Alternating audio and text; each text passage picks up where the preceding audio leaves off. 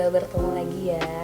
Kemarin kan kita bahas yang aplikasi superkonduktor. Nah, sekarang kita akan bahas terkait dengan MOS kapasitor. Nah, kira-kira pernah nggak sih kalian tuh bertanya-tanya bagaimana komponen di dalam HP ataupun di laptop itu bisa sekecil ini? Bentar ya, bisa sekecil itu loh di dalam HP dan tetap canggih. Nah, jadi salah satu rahasianya itu ternyata ada pada komponen MOS kapasitor. Nah, untuk lebih lanjutnya, yuk kita bahas sama-sama.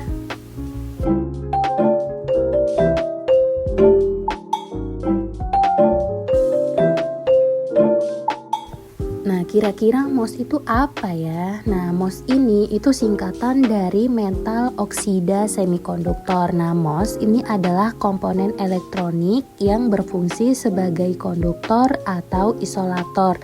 Nah, tergantung pada tegangan yang diberikan. Nah, MOS ini itu biasanya digunakan dalam sirkuit terpadu dan transistor efek medan. Nah, perangkat MOS ini banyak digunakan dalam berbagai aplikasi loh di elektronik, yaitu seperti amplifier, saklar, memori, dan lain sebagainya. Teman-teman bisa bayangkan MOS kapasitor ini tuh seperti sandwich 3 lapis, yang dimana lapisan yang paling bawahnya itu adalah semikonduktor atau substratnya, yang kemudian di tengahnya itu adalah lapisan oksida super tipisnya, biasanya itu adalah SiO2 nya, dan yang paling atas itu adalah logam yang disebut dengan gerbang. Nah, kalian tahu gak sih lapisan oksida ini itu tipisnya cuman sekitar 1,5 nanometer loh. Nah, itu kira-kira setipis berapa molekul saja itu ya.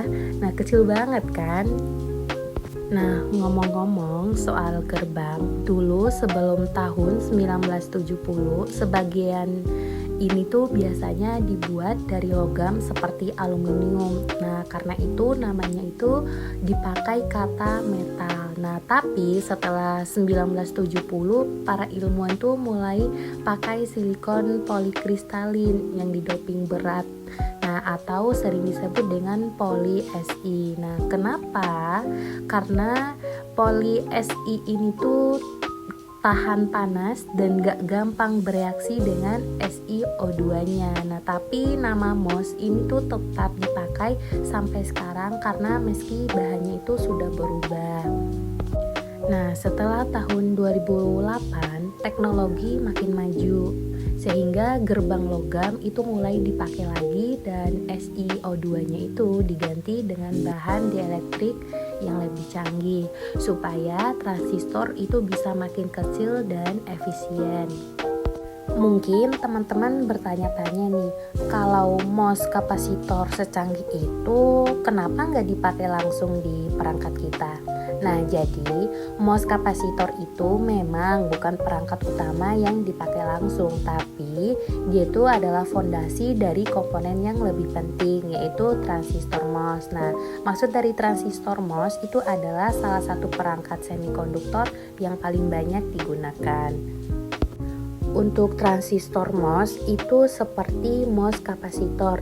Nah, tapi pada dasarnya transistor MOS itu memiliki dua sambungan PN di kedua sisinya.